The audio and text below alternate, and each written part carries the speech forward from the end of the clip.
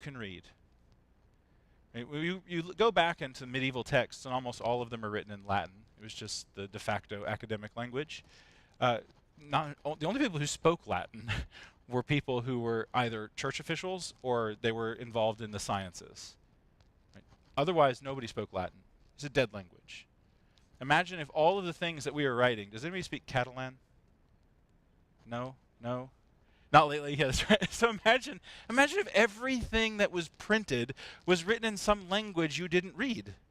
You would have no access to it. You would be entirely dependent upon somebody else telling you what it meant, which isn't necessarily a problem as long as the person telling you what it means is right. But you have no way of knowing. And so that's one of the blessings that has come out of the Protestant Reformation is you get to read the Bible in a language you actually speak, the way it was intended from the beginning. The New Testament is written in the common language of the people. There are two other forms of Greek that it could have been written in. It wasn't written in those. It was written in what people spoke.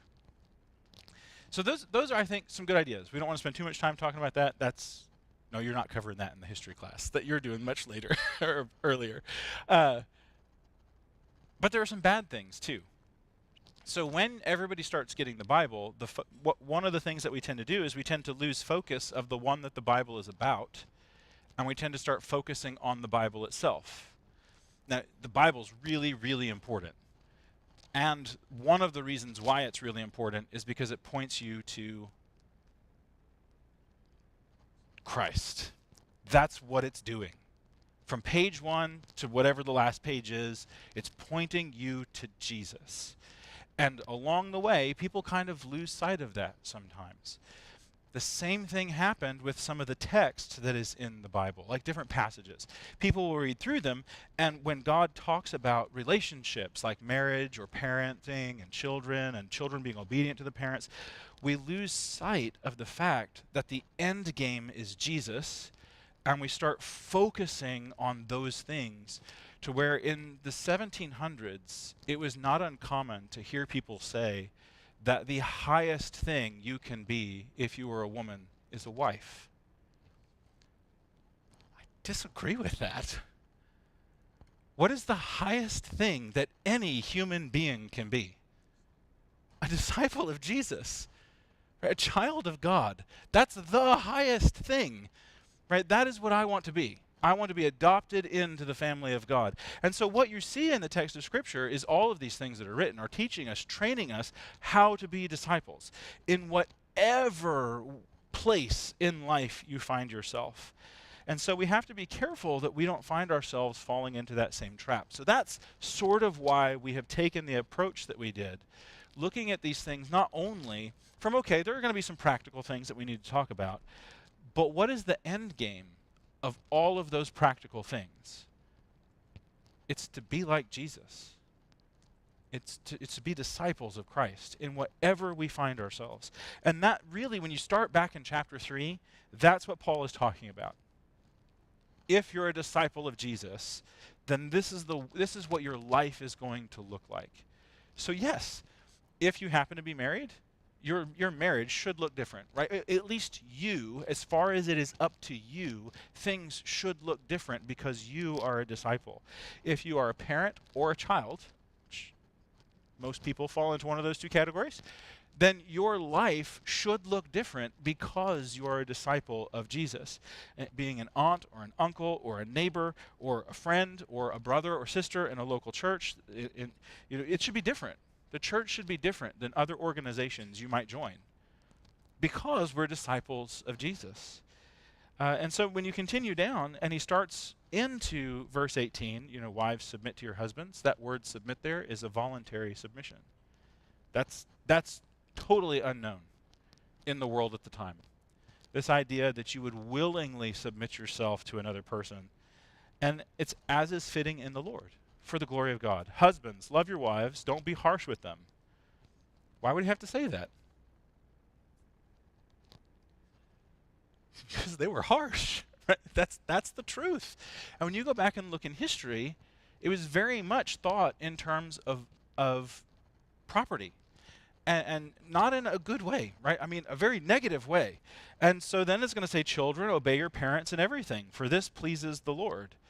Again, probably not talking to toddlers, although certainly we would like smaller children to be obedient. Probably speaking to adult children. Obey your parents in everything.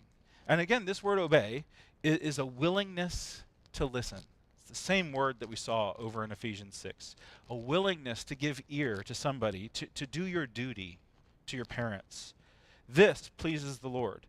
Fathers, don't provoke your children, lest they become discouraged. Bondservants, obey in everything your earthly masters, not by way of eye service as people pleasers, but with sincerity of heart, fearing the Lord. And now what we tend to do is with some of those things, we tend to identify it as, this is who you are. But if we do that with one thing, we have to do it with everything. And when I worked as a network administrator, that's not who I was. That's what I did for a few hours every day. Who I was a disciple of Jesus. And so the way that I perform my job is going to be different. And so all of these other things that are discussed, they are not who you are. You are a disciple of Jesus. And the way that you do these things should change. And so that's sort of the umbrella under which everything else that we talked about should fit. And tonight we're finishing up dealing with adult interactions. Specifically, we finished last week dealing with adult children. And once you're an adult child, how do you interact with your parents? What does that look like? How should that look? We can then look over to the church and think, how do you behave towards the older brothers and sisters in a church, towards the shepherds in a local church? How do we act in those capacities? And how do we take these things and do them all for God's glory? So as far as having adult children, I have zero experience with that. Actually, no, I have 27, 28, first, second. Is today the third? Second, I have 4 days of experience with having a legally defined adult child. I've done it for 4 days. I don't know what that's going to look like yet. So what do you do? How does that relationship change from going from a 10-year-old child to interacting with now a 30-year-old child? What do the expectations look like as far as from the parent's perspective? What does that look like? What does it look like from the child's perspective? How does that look? So let's start with the first one.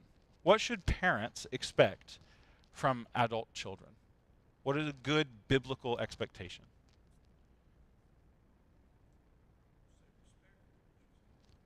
Respect. Absolutely. Respect. Honor? Who said yes? Honor.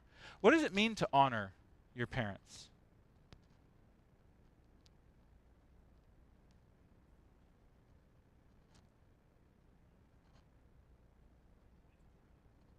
I mean, there is that. Yeah, that's a big part of it. To make them proud. To speak well of them. Like we have a word, a benediction. We normally hear that at like the end of religious services. Another word is eulogy. Those both mean the same thing. It means good words, good speech. And so normally at the benediction, somebody gives you a blessing, or we usually hear the words eulogy associated with memorial services, where we're saying good things about the person. And that's associated with honor. You're honoring them. And so as children honoring their parents, should speak well of them. There was an older man in College Station, and one of the things I always remember hearing him say, he would talk about other people, and he's like, if they're not the hero of the story, I don't want to hear it. That's a good rule. If you're talking about someone and they're not the hero of the story, don't tell the story. And if somebody starts to tell you a story and the person they're talking about isn't the hero, maybe don't listen. And he would stop you. He'd be like, if they're not the hero, I don't want to hear. That's pretty powerful.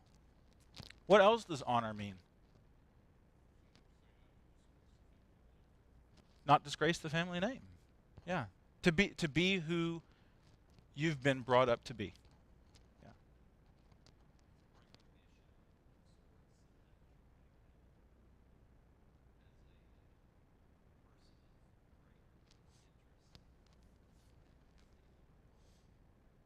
Yeah.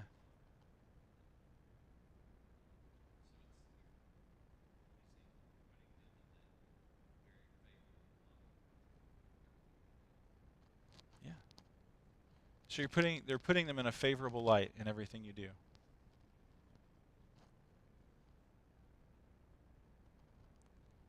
So the fifth commandment is the one that we're looking at. And when Jesus argues with the Pharisees about how they violated the commandments for the sake of their traditions, they had a tradition called Corban, and that allowed them to donate their possessions to the temple, so then they wouldn't have to use those possessions to help other people, namely their parents. And so in this word honor, there's also the idea of support, of caring for them. Because if you honor someone, you make sure that they're cared for. And this concept is prevalent in all ancient cultures. Well, all's probably not a good word. Most ancient cultures. The Olympians, the Greek Olympians, if you won an Olympic event, not only did you get the honor of being an Olympian, but you got a plot of land and you got a stipend from the government every year for the rest of your life. You never had to work ever again. You instantly became wealthy. They were honored. And so that's sort of the context that you see in the Old Testament, that there is going to be a sense, there's going to be a day when you can no longer work. Right? If your trade is a farrier, there's going to be a day when you can no longer shoe horses. You just can't do it. So at some point, somebody is going to need to support you. Who should do that? Your children. That's the idea. Your family. Right? Not everybody had children in the Old Testament. There are stories of people who didn't have children, and so their family would take care of them. So it's family. So we as a local church, what does it mean to care for, to visit orphans and widows? To see to their needs, emotional needs, spiritual needs.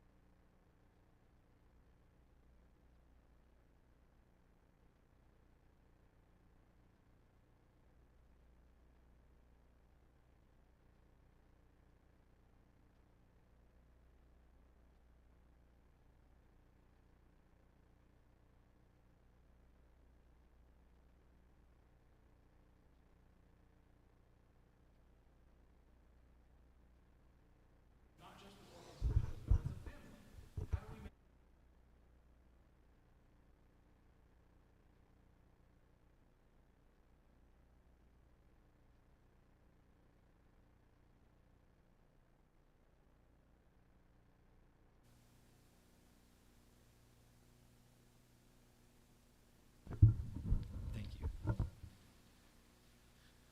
It's almost always user error. All right, so we have to ask. And then when somebody makes a need known, which in our culture is not popular, right? We don't like to tell people that we need stuff. If you're walking in the building and somebody asks you, "How are you doing today?" what are you probably going to say? Great. Wonderful. I'm okay. Yeah. It could be the worst day of your life, and if I ask you how you're doing, you're probably going to tell me, "Okay." You're not going to tell me, "This is the worst day of my life." Why don't we do that? There's some truth to that, right? You may never get asked again. You're going to walk in the door and people are going to go the other way. But it shouldn't be that way, right? There should be this willingness to spend time with one another. There was a hurricane that hit Texas southeast Texas, not long after we moved there. And one of the ladies lost family members in the hurricane. And she came in and she was so distraught. And one of the people, when she walked in, she's just in tears. One person walked up to her and said, "You're going to have to calm down. We're getting ready to worship here." That was not, I understand where that guy's heart was, but that's not the right at that time, that's not the right response. Other people came up and said, what happened? And she told them, and they went with her somewhere. Right? She needed that.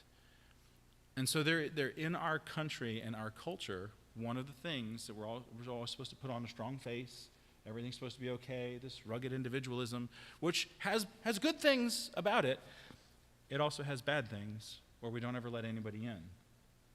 We have to, so that we can love each other and do this, right? This idea of honoring one another, of making sure that we're cared for. So how does it look from a spiritual perspective? How do we make sure that we're being taken care of spiritually?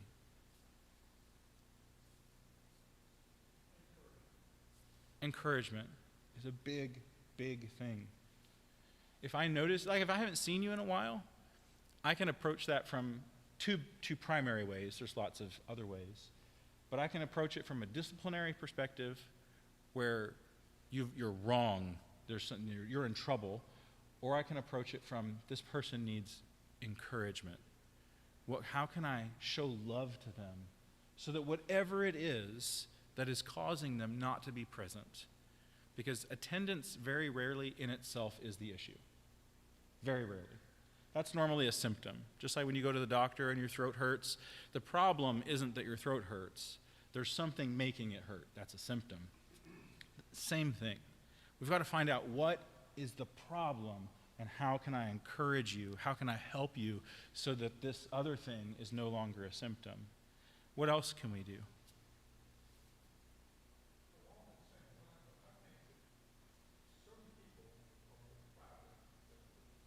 Sure.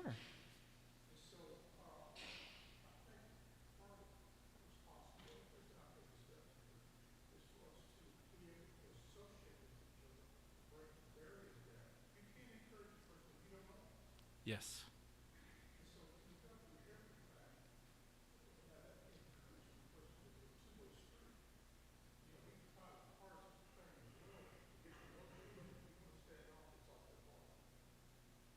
Yep. Yes, it's absolutely a two-way street. So encouragement is a two-way street. There are lots of opportunities that we have to spend time with one another, but if you're not going to take advantage of those, it's hard for me to encourage you if I never see you. And some people are more private than others. So if that happens to be somebody's personality, and I know that they tend to be a more private person, I probably want to approach them a little bit differently. Right? So the way that you deal with, the way that you help or interact with people changes based on who they are. And,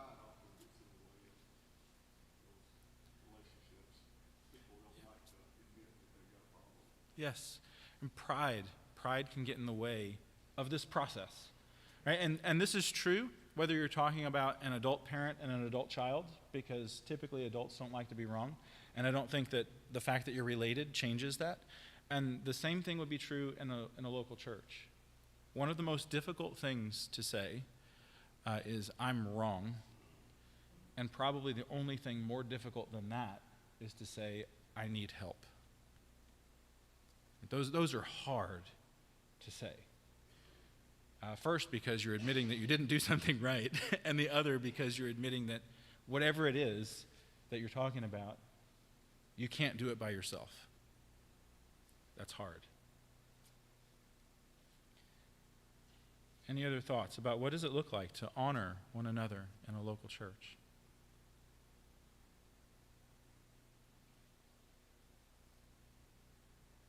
All right, let's talk about the submission. In a relationship between an adult and a child, an adult parent and an adult child, you have this here, children obey, and then fathers don't provoke.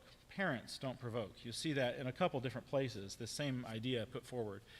So there is this sense in which both of these people have to approach the relationship the right way. So let's look at it from the obey first, and then we'll look at it from the don't provoke. What does submission look like in a local church? What does it look like when you're voluntarily putting yourself underneath other people? You're considering them as more important than you. What does that look like? Yes, agreeing to be led by them. In fact, one of my favorite passages that talks about that is actually Hebrews 13, where it says to obey your leaders. And I have heard in the past very powerful sermons about how you have to do everything that the leaders among you say. And there was one time where a few people here had shared this experience with me. We were in college, and one of the elders asked people to move seats. Like he said, if you're on the back few rows, please move up so that there's room for visitors to come in. That's a good request. Everybody should have done it. However, we have different people in local churches, and some people are petrified of sitting any closer than the back row. I mean, you're lucky that they walked through the doors. So you should be glad that they are where they are. And some people didn't move. And the person got mad because they didn't obey as though we were in the military. The thing about that word in Hebrews 13 is it's not a military word. It means to allow yourself to be convinced. Or another way you could say it is agree to be led by somebody. It is a voluntary thing where when somebody would ask you to do something, it's not that there's this hierarchy and order of command, but because you love them, you're going to do things their way. Have you ever had a tea party with a 3-year-old? What is a tea party with a 3-year-old like? A lot of it's make-believe. If you're smart, it's make-believe. If you give them real tea and cookies, it's a mess, right? And they're going to, what is it? They're in charge.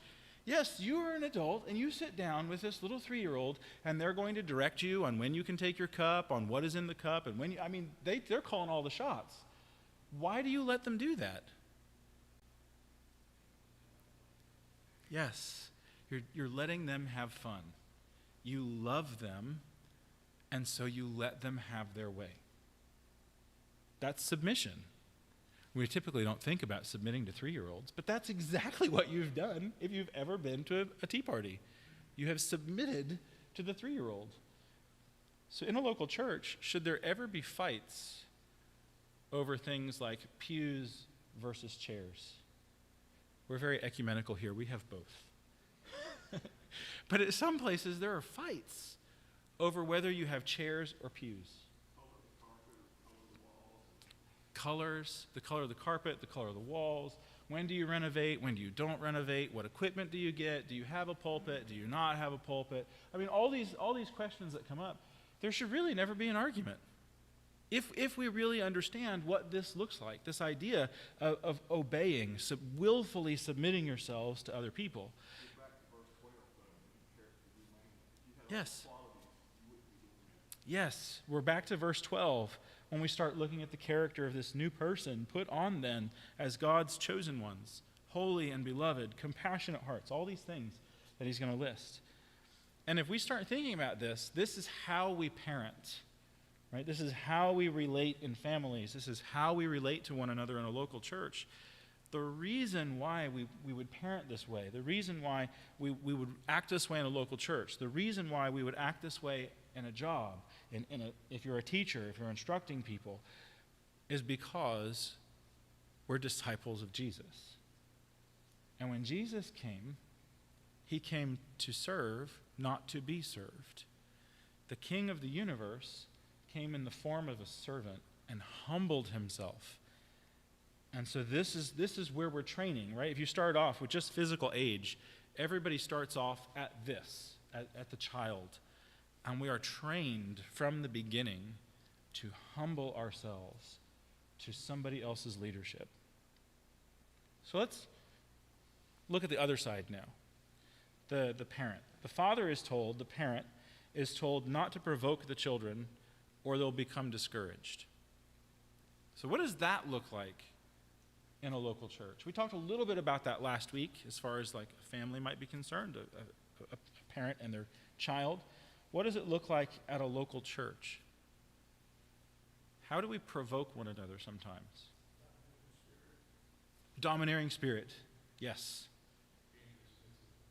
Being dismissive. Yes.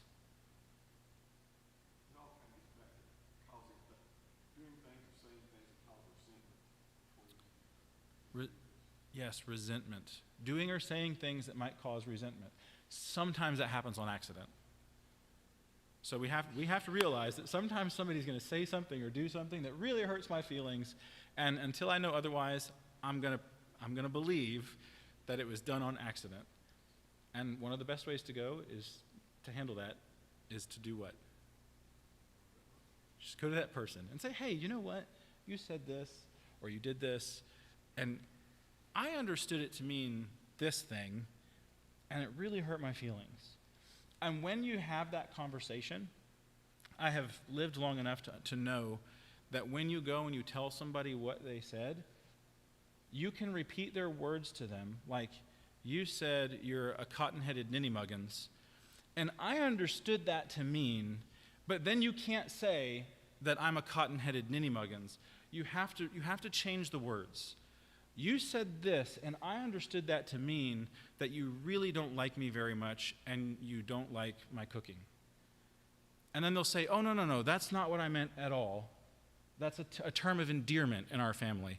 Or they might say, yes, you're exactly right. That's what I meant. But now you know, and now you can deal with it. And so when you're dealing with things that cause resentment, I would start with that, which is pretty much what Jesus says to do. Go and talk to the person.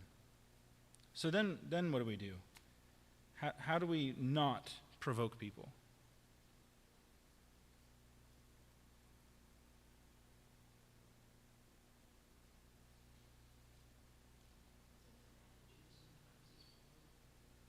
Your attitude, sure. Just your general attitude. Yeah, it comes back to the domineering spirit or being dismissive. The way that you act towards other people. Arrogance, coming back to the idea of being humble.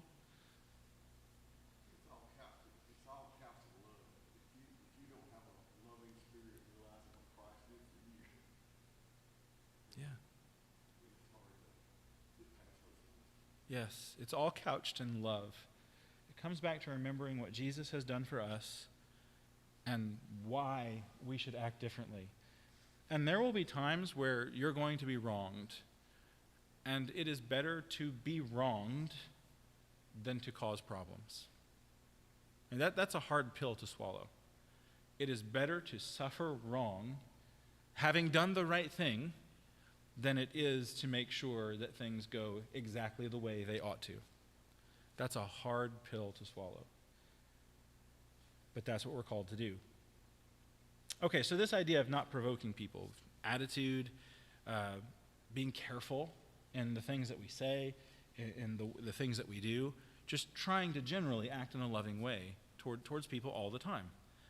What happens if somebody comes to us and they tell us that we've done something and it hurt their feelings? What should we do? Apologize.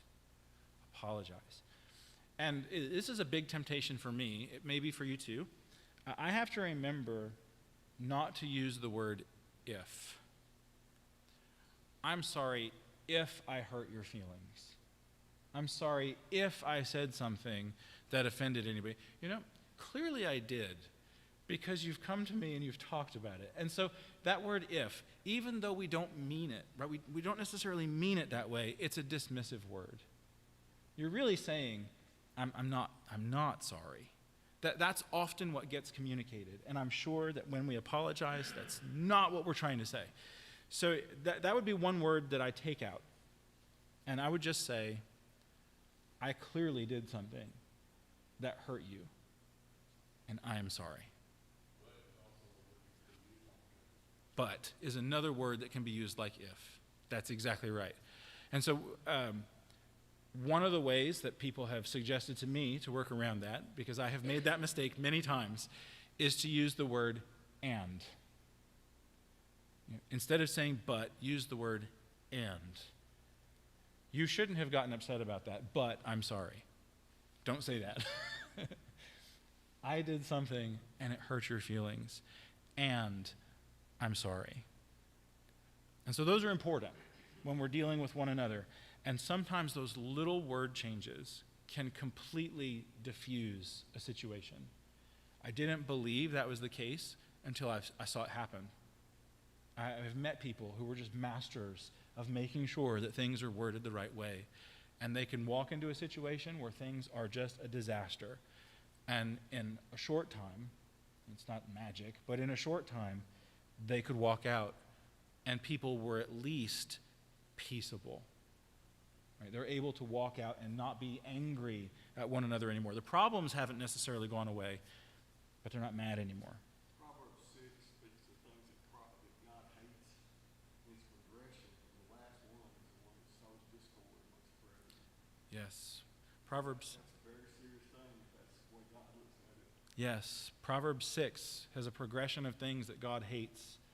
And the last one is the one who sows discord among brethren. In the New Testament, the thing that is talked about in a negative way more than anything else is division, which is amazing. You know, when you think of all the things that the New Testament talks about, when the letters are written to Christians, the thing that is talked negatively against, don't do this, it's division. And so when we start looking at this idea of a family, you know, brother and sister are not religious titles. Now, I don't believe that we should be using religious titles. I don't find any of them in the New Testament. I do see like roles, like somebody is an apostle. It's a role they're fulfilling. It's not their title. I don't think that Paul went around with a name tag that said Apostle Paul on it. Shepherd is a role. It's not a title. Evangelist is a role and not a title. Brother and sister is who you are. It's a relationship, yes. And so if we are brothers and sisters, then that means we're family. And that means that we can't, right? We can't sow discord amongst our family. We just can't. Now, does that mean that we never bring up things that are wrong? No, certainly not. But it means that we have to do it with this idea, right? This two-way street with the children obeying the parents, the fathers not provoking the children, so that we are everybody working together to stay together. And really that seems to be what you're finding here. Children, you should do everything that your parents ask. Parents, you should never act in such a way that you provoke your children. And if that relationship exists, that two-way street, then things work. Same thing you see over in Ephesians 5 when it's talking about the husband and the wife and the way that relationship works, the same way when it describes our relationship with God. It's a two-way street. God has done so many things for us. We should behave a certain way back. Any other thoughts about in a local church? How do we not provoke people?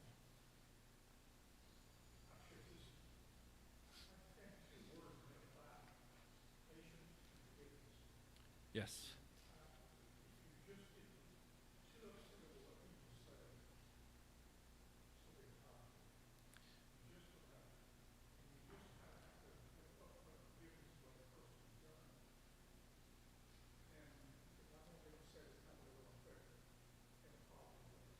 Yes.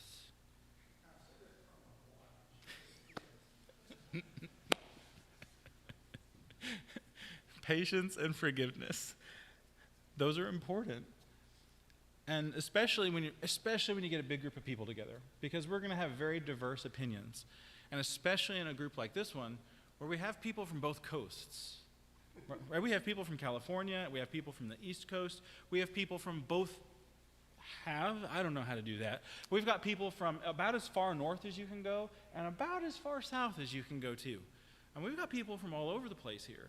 And so you're going to have different preferences. Like, do you want to know the one thing that I have said that I have never repeated since we moved here? The one thing that I have said that caused the loudest audible gasp when we were together? I said White Castle is better than Crystal's. What was that?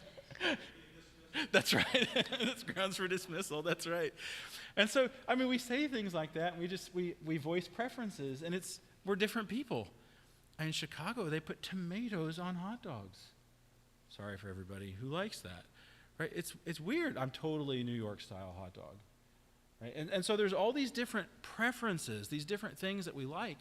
And instead of being at odds with one another, it creates this very versatile, dynamic group of people that's beautiful instead of homogenous. Like a bouquet of flowers. If somebody gets you a bouquet of flowers and all that you got was just the red petals off of the roses, that's it. It's basically just a bag of red petals. Do you like that? I mean, you thought about me. Thank you. I can make tea out of it. Thank you. I can garnish my salad with it. But we like the diversity. We'll take we want all the parts of the rose. We'll put baby's breath in it. We'll put other things in it. We put it in a vase. We include a balloon. We put a teddy bear. That's what we've got, right? We have everything. And so we have this beautiful picture that God has given us in this family. And our duty then, our job as members of this family is not to make sure that you look exactly like me, not to make sure that you say everything the way I do, that you do everything the way that I do, but that we stick together and that we use one another's strengths and weaknesses so that when we run into difficulty, we'll be successful. And success is bringing glory to God in whatever situation we find ourselves.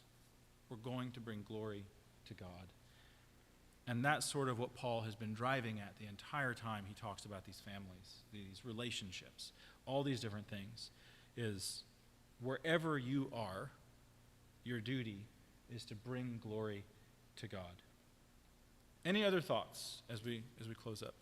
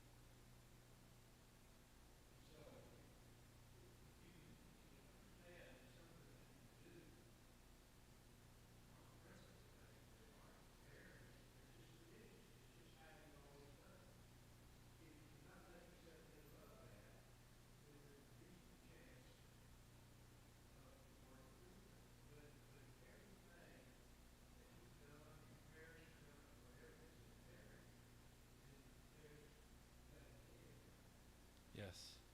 So we have to make sure, and this is great advice, and this is where we'll end it because it fits in with everything. We have to make sure that we don't make traditions or the way that we have done things commandments or imperatives unless they are. One of the best examples that we're still doing is the Lord's Supper. Or we don't pass the trays anymore. But chances are many people here, their entire lives, pass trays to the point where it's difficult to imagine the Lord's Supper without the tray passing. But that changed. And there is no commandment to pass trays. And so what we have to do, we have to be careful that we don't see the way that we do things necessarily as commandments from God, but we realize there are traditions and there are various ways to achieve the same principle. And that'll be true with families, it's true with churches, it's true with most things. Thank you so much for all of your comments, for your insights and your wisdom. We'll continue next week on Wednesday looking at Judges, and it is basically the antithesis of everything we have been talking about, the wrong way to do things, and that's where we'll begin. Thank you very much. That's right. Yeah, we've always done it that way is not a good answer.